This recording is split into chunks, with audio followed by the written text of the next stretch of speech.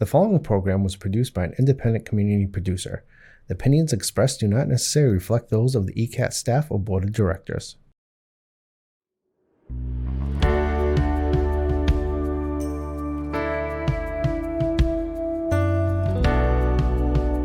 Giving a voice to the voiceless, pulling stories out of the shadows and putting them under the spotlight, making sure that each person is valued and cared for. This is Humanity First with Peter Evers, presented by BAMSI. Hi everyone, my name is Peter Evers and I am the host of Humanity First, a weekly video podcast that we've been doing for a few months now.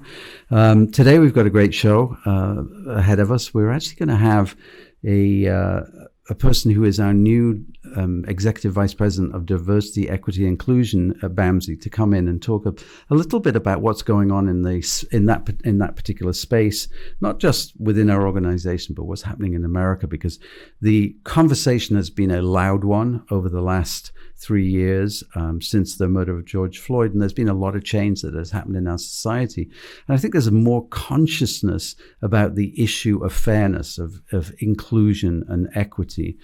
And that reminded me this week of what had happened in Washington. People may remember that earlier this week, President Biden started talking about parity. And he was talking about parity in relation to healthcare. In healthcare, about 10 years ago, 12 years ago, they passed a bill called the Healthcare Parity Act. That meant that we had to provide services, insurance companies had to provide services that were equal in measure for both overall health issues and mental health issues.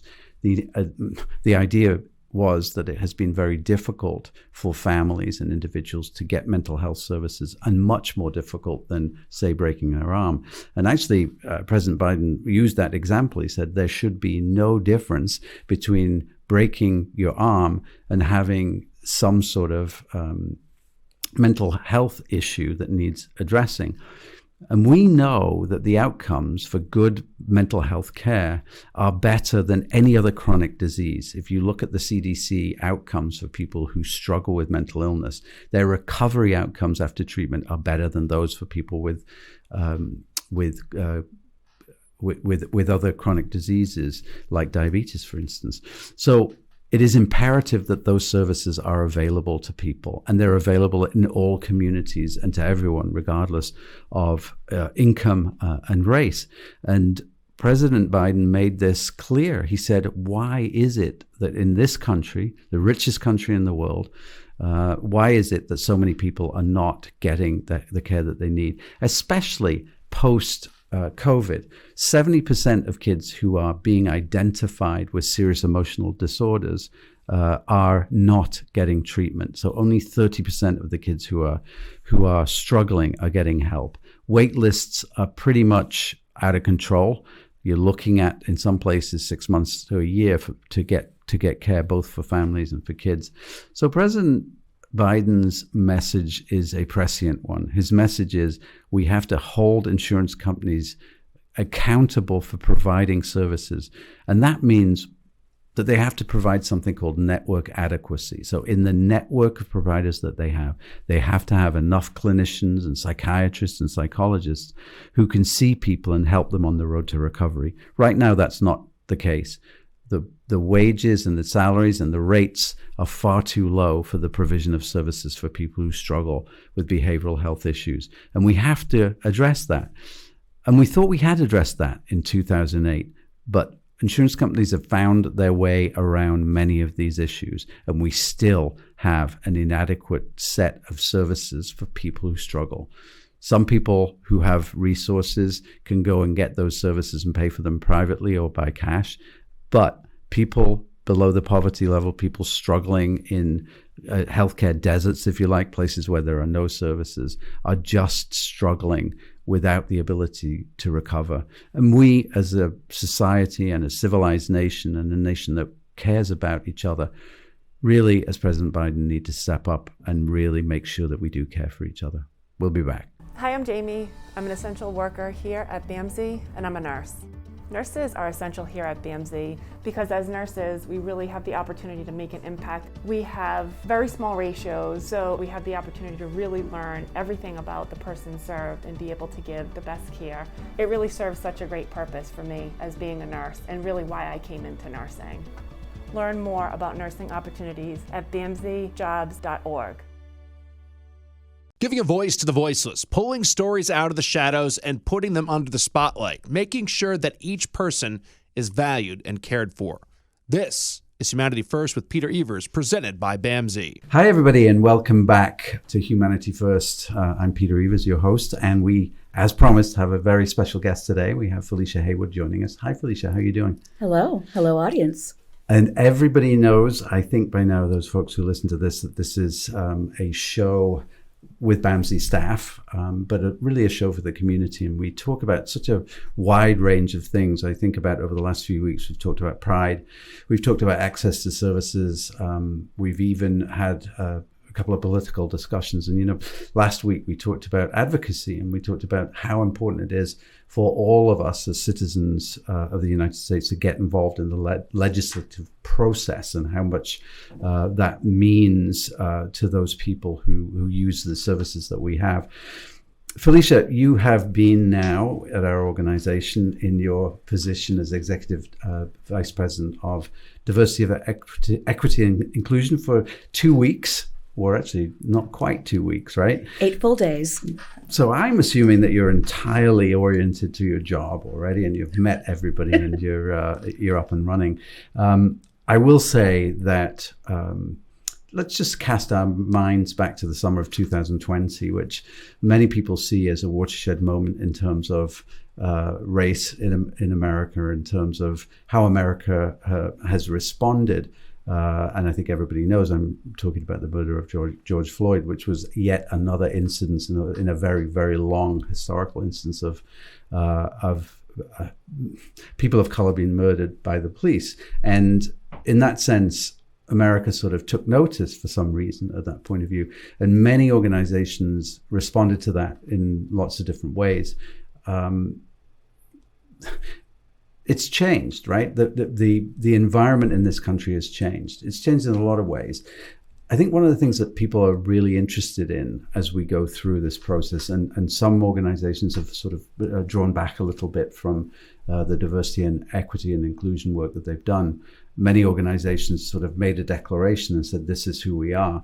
We're now 3 years on. You're just starting here. And so I'm not going to sort of delve into BAMSI sort of issues. But, as a woman of color, as somebody who has dedicated their career to both behavioral health, as we were talking about before, and the inequities and disparities in healthcare and in society as a whole, where are we in America in terms of this issue of diversity and equity and inclusion? And, are we making the progress that you thought and hoped that we would? That's a great question, Peter. And I think, in terms of where we are as a society, it's unfortunate that it took a murder televised and an audience that was somewhat captive because of the pandemic. But I think the reality that a lot of people who inhabit skin like mine have known about all of our lives was made crystal clear. There was no denial of it. You couldn't deny what people were seeing on that camera. And it was sort of the straw that broke the camel's back. So the conversation about diversity, equity, and inclusion has been happening in this country for decades, but it's been a very slow-moving progress. We've been really focused on, let's change in hearts and minds. Let's all just love each other. And I think seeing that, the stark reality of that murder really shook people. And I think people came away thinking, we have to move beyond hearts and minds. We have to look at practices and what are the parts of our society that are designed to keep us safe that are failing large segments of the community. So it was, I'll say, to answer your question about where we are much further along than I ever thought. Much like I grew up and I said, I don't imagine I'll ever see a Black president. And then we did. And that was not the end of the problems with race in America. I thought we entered a post-racial society. That was the word on the street, I think, until we saw George Floyd be murdered, honestly. Right. And so I think that really pushed us along in a way that I was beyond hopeful for. Now, where we are now, I think, is we're starting to see that swing back of the pendulum, right? People, it's less immediate. People are settling back into their lives. People are leaving their houses, going about their lives. And the sort of energy has started to dissipate at the same time that there's a little bit of pushback, right? So for every bit of progress we make, we take, we hit that pushback. And so I think we are kind of at a pivotal moment. Where are we going to hold those vestiges of that energy and push forward over that pushback, or are we actually going to push back? And I think there's segments of society that endorse one or the other. I think that is an explanation of what's going on in this country. And I might sort of broaden that out when you look at some of the sort of pushback in Europe, for instance, around these issues. You think about Syria and the issue of refugees and what's happening in Greece and what's happening in Italy. This is a pendulum that is sort of affecting the whole world, if you like. And it's real, and that's what's happening. And I think oftentimes when you step back and you know that there are such differences of opinions in the world about these issues, and people's experiences are different. Somebody once said to me, what are the privileges of an Appalachian strip miner, or a white Appalachian strip miner?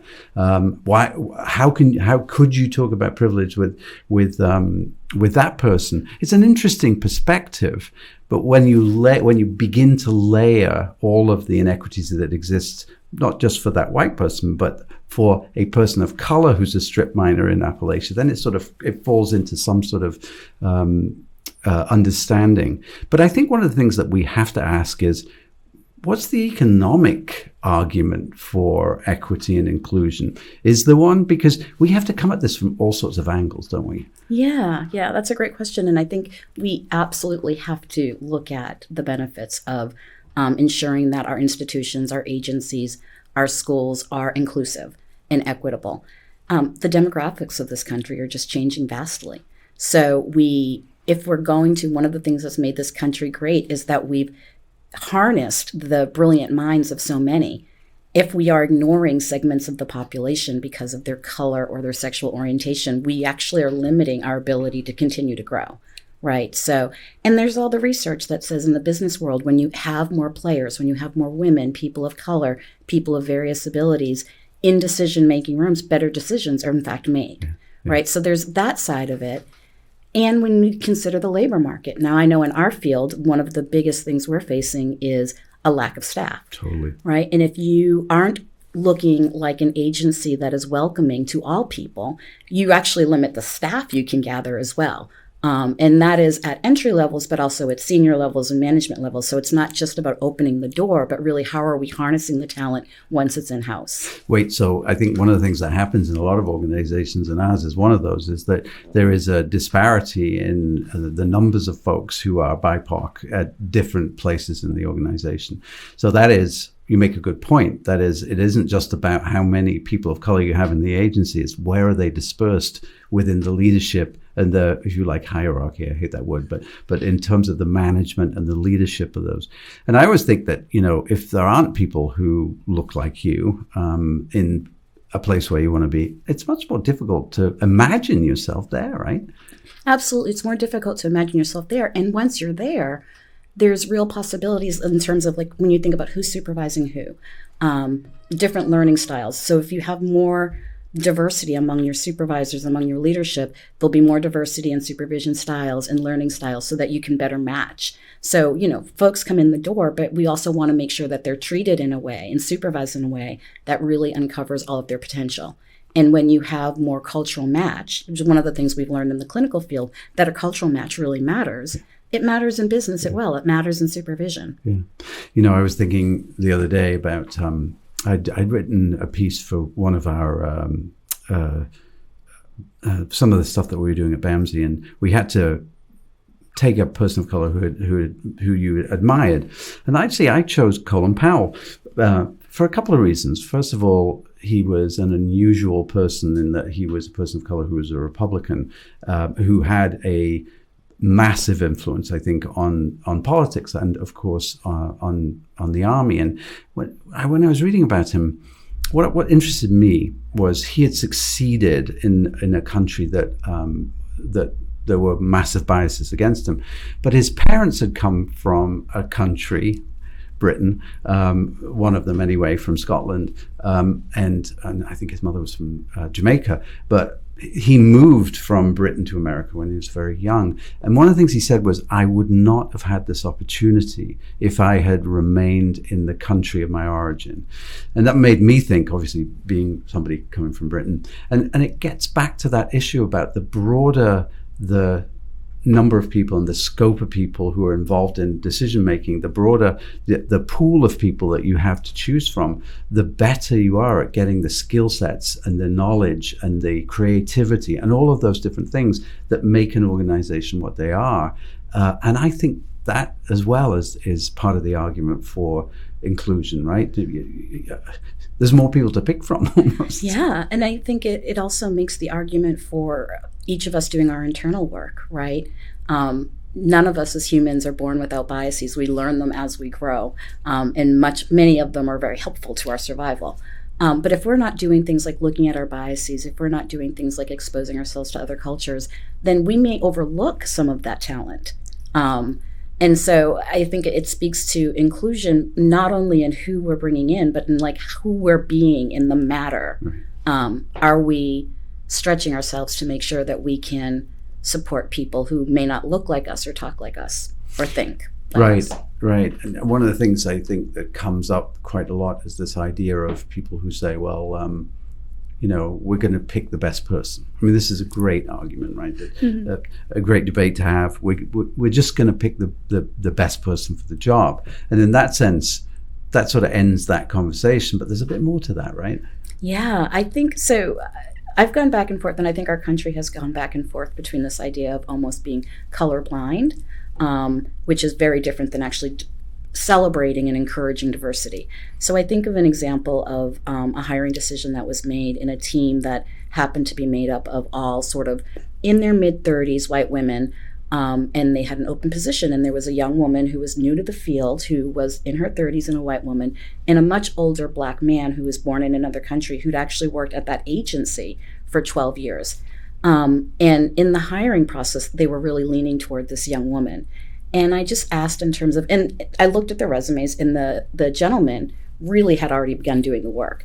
So I said, I want you to explain to me, just in terms of job performance, how you're making your decision. And what it really came down to were things like a better fit and just feels like they'd fit into our team. And I didn't ask them to change their mind, but I asked if they had considered any benefit of bringing in someone who was very different, who'd experienced the world very differently, and this happened to be in quality, who could maybe see some of the decisions made around quality through different eyes. Would that enhance their team?